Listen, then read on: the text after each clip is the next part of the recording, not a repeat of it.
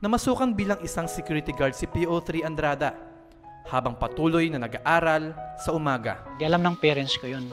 Nalaman lang nila na security guard ako nung nakaipag-encounter na ako ng hold upper. Pinukpok niya ako ng caliber 38. Kaya may deep skull fracture ako dito sa may kwan, sa kanan. So sabi ng tatay ko, sino ba yung gumawa ng ganyan? Maghanda yun, sabi niya. Pero sabi ko naman, tay, kalmado lang kayo, wala na, sabi ko. Hindi na natin mahanapan yun, sabi ko. So doon lang nila nalaman na security guard ako sa gabi. Siguro lihim lang siyang, ayaw lang niyang ipaalam na nagse-self-supporting. Kasi nga ayaw na niyang humingi ng tulong sa tatay namin. Kasi tatay po wala na rin maibigay. Time na sabi namin nawala siya ng 3 years, yun pala, nag-aaral na siya. Na self-supporting na hindi niya panapaalam. At hindi rin nagtatapos doon yung pagiging security guard ko. Malapit na ako magtapos, security guard pa rin ako. Tapos sabi ng tatay at nanay ko, kailan ka ba mag-graduate? Pero hindi nila alam, graduate na ako that time. Hey! Ate! Hey! Andyan na po! Noong 2004 pa nagtapos ng kursong criminology si PO3 Adolfo Andrada, pero ipinamalita niya ito sa kanyang pamilya noong mismong araw ng kanyang graduation day. Kailangan ba magkasabihin? Anong meron? Sumama na kayo, basta tayo. Sumunod na lang kayo. Sige na, mag-isa kayo. Naku anak, kailangan ba maganda ang bihis? Siyempre, Nay. Pero ang mahalaga, magkakasama tayong lahat. Actually, yung isang principle ko kasi na nabasa ko sa isang libro is yung kwan, actions speaks louder than voice. Kaya more on action lang ako. Pag successful na ako or na-attain ko sa yung isang bagay, doon na lang ako nagsasabi sa kanila. So hindi nila alam na graduate ako ng Bachelor of Science in Criminology.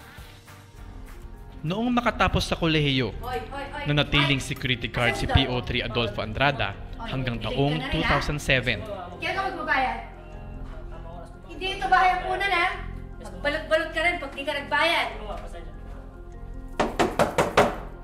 Dolpo!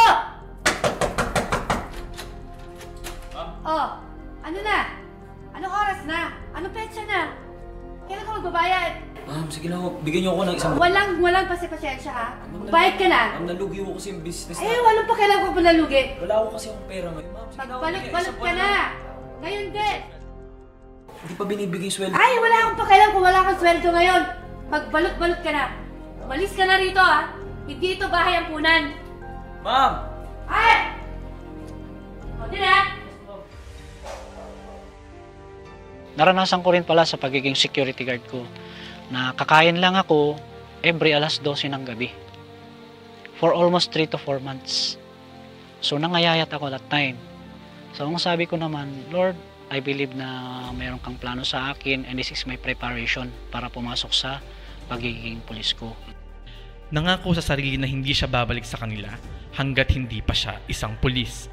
At dahil sa pagpupursige na makapag-take ng board exam para maging ganap na pulis, nang makaipon ng kaunting halaga para pantustos sa kanyang pangarap, minabuti niyang lumuwas ng Maynila.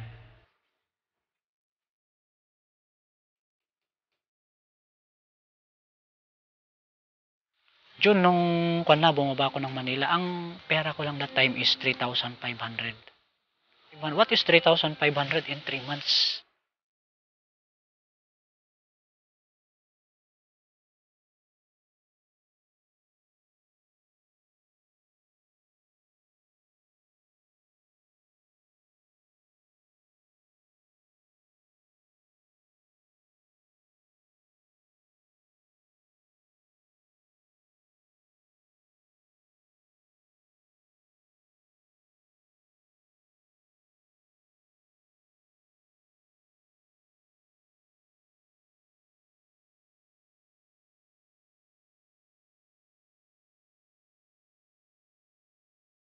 Pumunta ako sa Manila.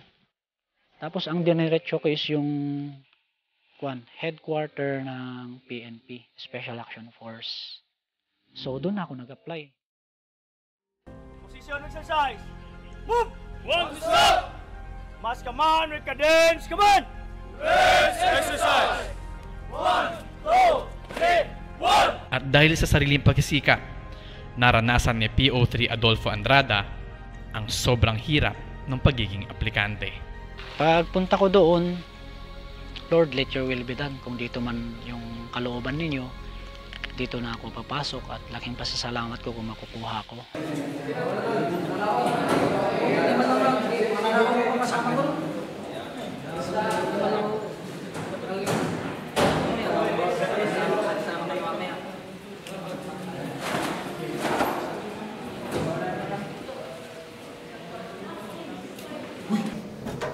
Buddy!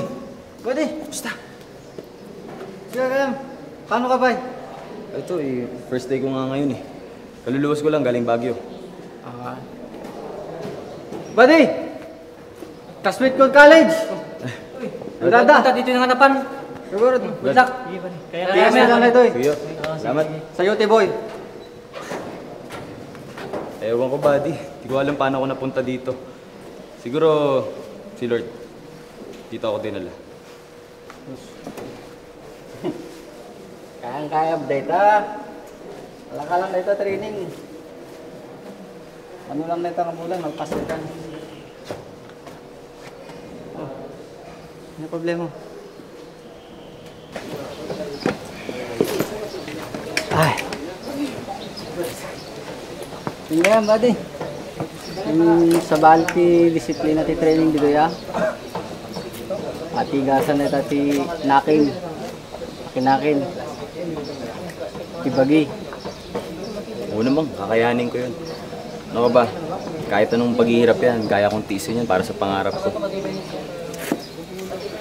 Isa lang naman yung problema ko kasi natatakot ako na baka hindi ko matapos yung schooling ko dahil wala akong pang-missing, wala rin akong pera. Kaya nga, baka pwede mo kong ampunin dyan. Wala kasi akong pera tapos di nga alam ng pamilya ko to. Relatives ko hindi alam na nag-apply ako dito. Walang problema dyan.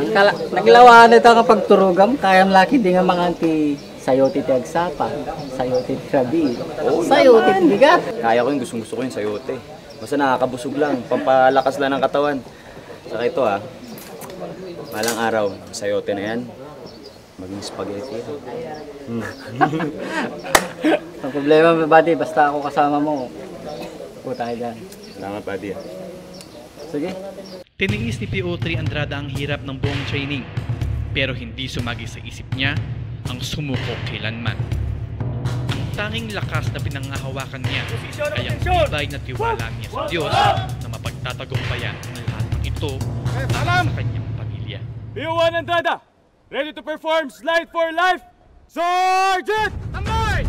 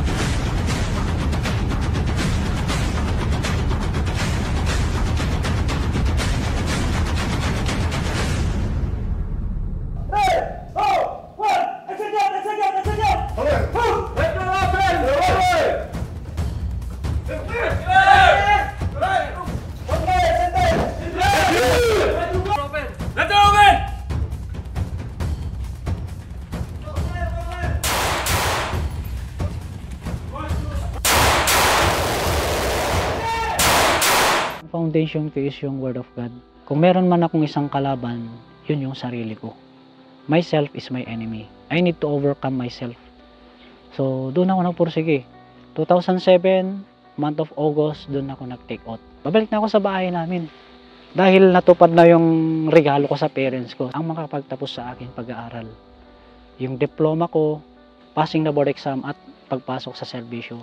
So, yun yung pinaka-regalo ko sa parents ko. Kaya after 1 year na mahigit, pumunta na ako sa La Union. Nay? Dolfo? Tay! Ikaw ba yan? Anak, Ako to, Nay. tagal mo na ako, anak.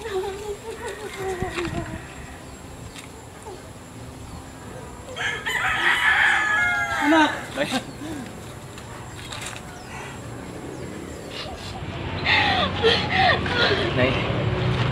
Nay. Yung dating security guard yung anak. Ngayon, pulis na. So hindi nila alam. Nag-report na lang ako, pulis na. Dahil ang alam nila, security guard ang pinuntahan ko sa Manila. Hindi nila alam, nagtitraining ako doon sa Camp Vicente Lim. So inipin ko yung pera ko at muli, binigay ko rin sa kanila. That was 2007. So Lord, ang pinasok ko, paninindigan ko to. Let your will be done. Saan man ako ma-assign, Luzon, Visayas, Mindanao, I am ready, sabi ko. So mindsetting lang, nag-mindset ako. Lord, assign me where I can excel even more.